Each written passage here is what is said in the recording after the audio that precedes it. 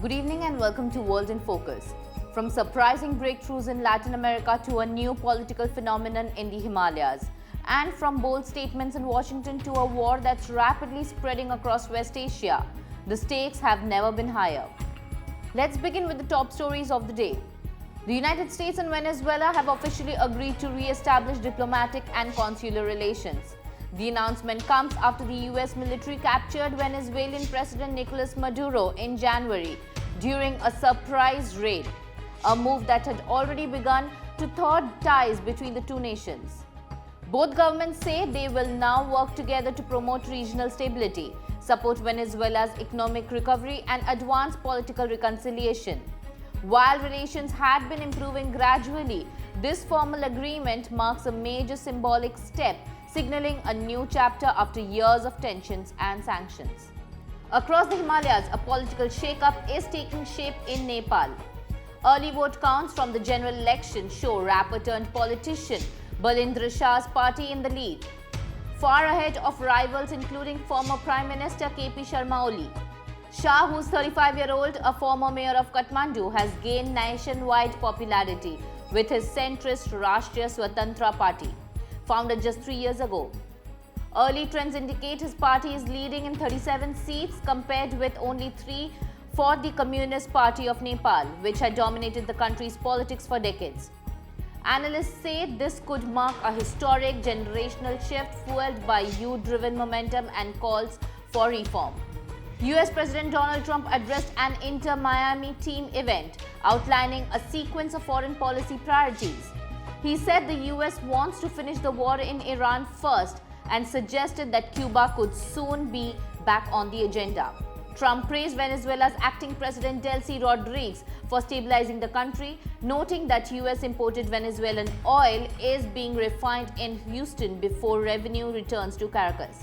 His comments highlight ongoing US involvement in Latin America and West Asia, even as the president positions himself politically on the global stage.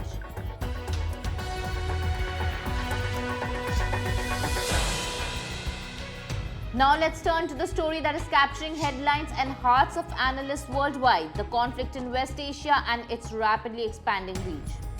What began as a localized conflict between Israel and Iran has now drawn in more countries than anyone anticipated. US forces are using bases across West Asia to strike Tehran, while regional actors and allies have become involved in ways that could alter the map of the Middle East. Airstrikes and military operations have already affected more than a dozen countries, raising fears of a broader regional war. The conflict now actively involves Israel, the US, and Iran.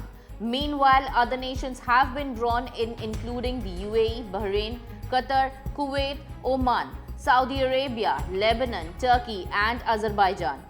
Several European countries, including the United Kingdom, France, and Greece, have pledged military support after drones struck the British Royal Air Force's Akrotiri base in Cyprus.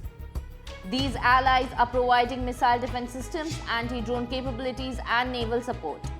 In a dramatic turn, a US submarine torpedoed and sank the Iranian warship Iris Dina off the coast of Sri Lanka.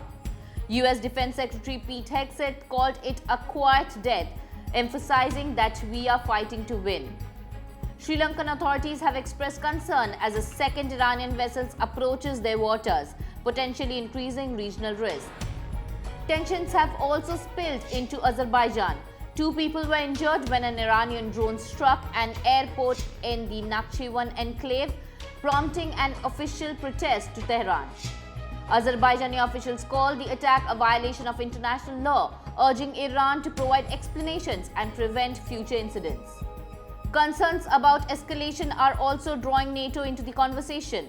A ballistic missile launched from Iran towards Turkish airspace were intercepted by NATO defense systems deployed in the eastern Mediterranean. While Turkish officials did not disclose the intended target, the interception highlights how the conflict now has global security implications. That's all in World in Focus for today. Follow the Finance 360 for more.